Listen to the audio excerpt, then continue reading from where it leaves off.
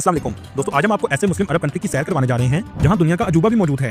ऐसा कंट्री जो मुसलमानों के लिए मुकद्दस सरजमीन है, क्योंकि यहाँ बहुत से अंबिया कराम और सहाबा कराम भी तशरीफ लाए। ये कंट्री तारीख की एक खुली किताब है। जी हाँ, आज हम सैर करने जा रहे हैं जॉर्डन की। एक जमाने में ये मुल्क सलीबियों के पास था। आज कैसे ये 97% मुस्लिम आबादी वाला मुल्क बन गया है। दुनिया का कौन सा अजूबा इस कंट्री में मौजूद है, ये मुसलमानों के लिए क्यों मुकद्दस सरजमीन है, पाकिस्तानी इस मुल्क में क्या काम करते हैं और यहाँ के लोग कैसी जिंदगी गुजार रहे हैं, क्यों दुनिया के कुछ ममालिक इसको तरक्की याफ्ता नहीं देखना चाहते, मस्जिद अक्सा की चाबियां जॉर्डन की फैमिली के पास क्यों हैं, इन सब सवालों के जवाब जानेंगे आज की इस वीडियो में। आज की वीडियो बहुत इंटरेस्टिंग होने वाली है, एंड तक जरूर देखिएगा। चलिए आप निकलते हैं जॉर्डन के एक शानदार सफर पर। इस कंट्री का ऑफिशियल नाम हाशमियत किंगडम ऑफ जॉर्डन है। इस कंट्री की कुल आबादी 1 करोड़ 36 लाख के करीब है, जो आबादी के लिहाज से दुनिया के 84वें नंबर पर आता है।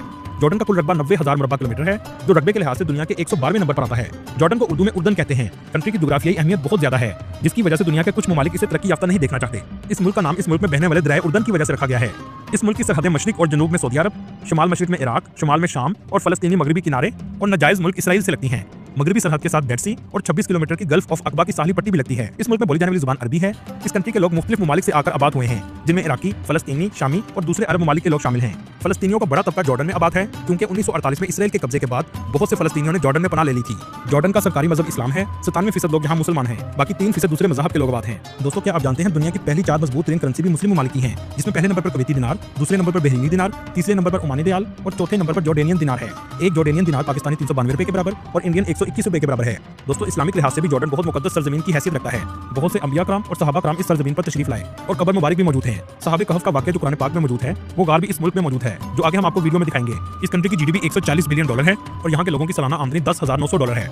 ये कंट्री दूसरे अरब ममालिक की तरह ना तो जदीद है और ना ही अमीर है। दुनिया के बहुत से ममालिक इसके हालात बेहतर होता नहीं देख सकते, और इसकी वजह है इसकी जुग्राफियाई अहमियत, जो इसको इसराइल और फलस्तीन की सरहदें लगती हैं। जॉर्डन में एक अंदाजे के मुताबिक 70,000 पाकिस्तानी आबाद हैं और इंडियन की तादाद 60,000 के करीब है। ज्यादातर पाकिस्तानी सर्विस सेक्टर से मुंसलिक हैं। दोस्तों, इस कंट्री की 4 बड़ी गारमेंट की फैक्ट्रियों के मालिक भी पाकिस्तानी हैं।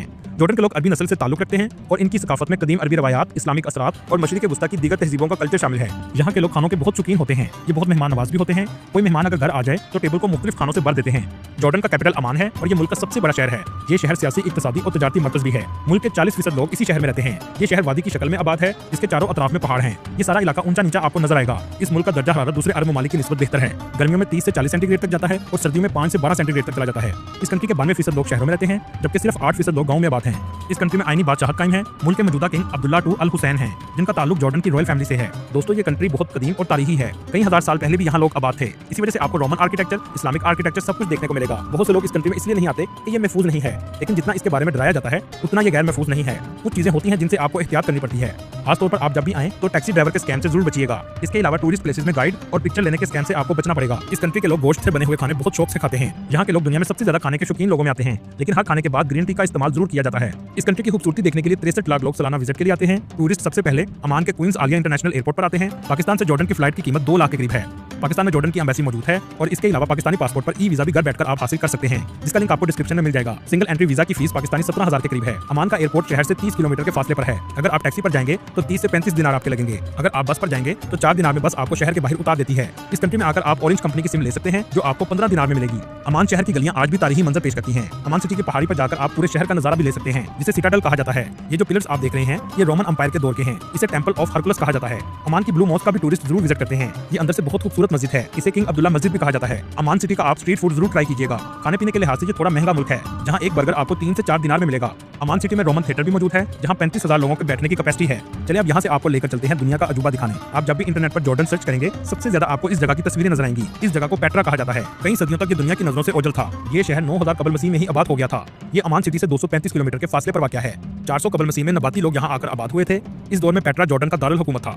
इस जगह का हुक्मरान आर्टस था। इस शहर को देखने के लिए लाखों टूरिस्ट आते हैं। नबाती लोग, जिन्हें हाना बदोश लोग भी कह सकते हैं, ये दुनिया की उस वक्त तजारत का मरकज भी था, लेकिन इसके आर्किटेक्चर को देखकर आज भी दुनिया हैरान है। इस पूरे शहर को पहाड़ों के अंदर आबाद किया गया था। दोस्तों, आपको सुनकर हैरत होगी, आज के इस जदीद दौर में भी सिर्फ 15% दरियाफ्त हुआ है। आज भी 85% तक दरियाफ्त नहीं किया जा सका।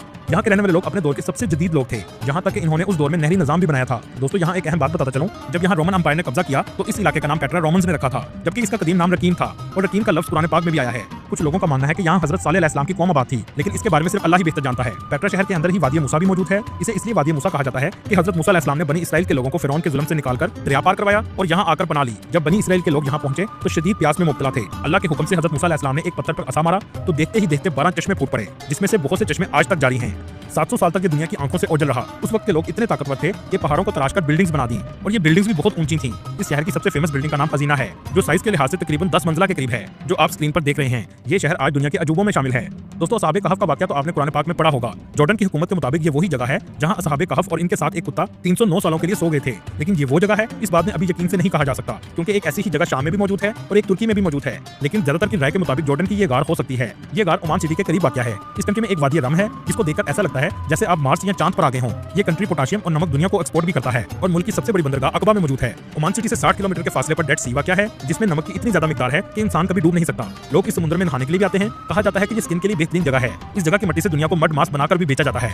डेड सी की दूसरी तरफ फलस्तीन वाकया है। चलें अब आपको लेकर चलते हैं माउंट नीबो की तरफ, जो ओमान सिटी से 40 किलोमीटर के फासले पर वाकया है। ये वो मकाम है जहां हजरत मूसा अलैहिस्सलाम ने बनी इसराइल के लिए अल्लाह से दुआ की थी।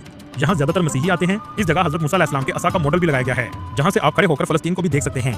बहुत से अंबिया कराम इस सरजमीन पर तशरीफ लाए और उनकी कब्र मुबारक भी मौजूद है, जहाँ लोग बड़ी तादाद में जाते हैं, जिनमें हजरत मूसा अलैहिस्सलाम के भाई हजरत हारून अलैहिस्सलाम की कब्र पेट्रा के पास मौजूद है। हजरत शुएब अलैहिस्सलाम की कब्र मुबारक वादी शुएब में सॉल्ट के करीब वाकया है। हजरत लूत अलैहिस्सलाम की कब्र मुबारक एक पहाड़ी पर डेड सी के करीब वाकया है। हजरत अली रज़ी अल्लाह तआला अन्हु के भाई हजरत जाफर बिन अबू तालिब, हजरत ज़ैद बिन हारिस रज़ी अल्लाह तआला अन्हु और हजरत अब्दुल्लाह बिन रवाहा रज़ी अल्लाह तआला अन्हु, ये तीनों जंगे मोता के शहीद हैं। इनकी कब्र मुबारक कराक शहर में मौजूद है। इसके अलावा बहुत से सहाबा कराम और अंबिया कराम की कब्र मुबारक भी जॉर्डन में मौजूद हैं, जिसकी वजह से जॉर्डन मुसलमानों के लिए भी एक मुकद्दस सरजमीन है। दोस्तों, एक जमाने में ये पूरा मुल्क ईसाइयों के पास था, लेकिन सोचने की बात यह है कि आज कैसे 97% लोग मुस्लिम हैं। इसको जानने के लिए हमें तारीख में जाना पड़ेगा। जॉर्डन के रिवर के किनारे बनी इसराइल ने आबादकारी का आगाज किया। आप सल्लल्लाहु अलैहि वसल्लम के दौर में इस इलाके में बज़ंतीन की हुकूमत थी। 629 ईस्वी में आप सल्लल्लाहु अलैहि वसल्लम ने अरब ममालिक के बादशाहों को खत के जरिए इस्लाम की दावत का पैगाम भेजा, जिसमें जॉर्डन का बादशाह भी शामिल था। आप सल्लल्लाहु अलैहि वसल्लम ने हारिस बिन उमैर रज़ी अल्लाह तआला अन्हु को खत देकर जॉर्डन के बादशाह के पास भेजा। जब ये मोता के इलाके के पास पहुंचे तो वहां के बादशाह ने आपका सर कलम करके शहीद कर दिया। आप सल्लल्लाहु अलैहि वसल्लम ने ज़ैद बिन हारिस की सरबराही में 3000 का लश्कर मोता की तरफ भेजा, जबकि दूसरी तरफ 1 लाख से भी ज्यादा लोगों का लश्कर था। लेकिन इसमें हजरत ज़ैद बिन हारिस रज़ी अल्लाह तआला अन्हु, हजरत जाफर बिन अबू तालिब रज़ी अल्लाह तआला अन्हु और हजरत अब्दुल्लाह बिन रवाहा रज़ी अल्लाह तआला अन्हु की शहादत हो गई। हजरत उमर रज़ी अल्लाह तआला अन्हु के दौर में जंगे यरमूक हुई, जिसकी सरबराही हजरत खालिद बिन वलीद रज़ी अल्लाह तआला अन्हु ने की। इसके बाद जहां इस्लाम तेजी से फैलने लगा, बहुत से अरब कबीले इस इलाके में आकर आबाद हो गए। इसके बाद कुछ अर्सा सलीबियों ने हुकूमत की, लेकिन सलाहुद्दीन अय्यूबी ने जॉर्डन को दोबारा फतह कर लिया। सल्तनत उस्मानिया के दौर में इस इलाके से हिजाज रेलवे भी गुजारी गई। सल्तनत उस्मानिया के दौर में हिजाज, इराक और जॉर्डन के गवर्नर बनु हाशिम कबीले के थे। लेकिन जब सल्तनत उस्मानिया खत्म हुई और सऊद खान ने जबरदस्ती हिजाज पर कब्जा किया, तो बनु हाशिम कबीले के गवर्नर हिजाज से जॉर्डन तक महदूद रह गए। 1924 में जॉर्डन का इलाका बरतानिया के जरिए असर आ गया। 1946 में जॉर्डन को बरतानिया से आजादी मिली। दोस्तों, क्या आप जानते हैं 1924 में जॉर्डन में मौजूद हाशमी कबीले के हुसैन बिन अली के पास मस्जिद अक्सा की चाबियां थी और आज तक ये चाबियां इसी फैमिली के पास हैं, जो आज भी ये फैमिली जॉर्डन पर हुक्मरानी करती है और ये चाबियां नस्ल दर नस्ल इसी खानदान के पास हैं। यहाँ तक कि मस्जिद अक्सा और बैतुल मुकद्दस में मसीहियों के कंपाउंड की देखभाल भी यही फैमिली करती है। अल्लाह ताला पूरी दुनिया में मुसलमानों की हिफाजत फरमाए, आमीन। दोस्तों, ये थी आज की हमारी इन्फॉर्मेटिव और दिलचस्प वीडियो। आपको वीडियो कैसी लगी कमेंट में जरूर बताइएगा। और दोस्तों से गुजारिश है हमारे चैनल को सब्सक्राइब और लाइक जरूर कीजिएगा। अगली वीडियो तक अल्लाह हाफिज।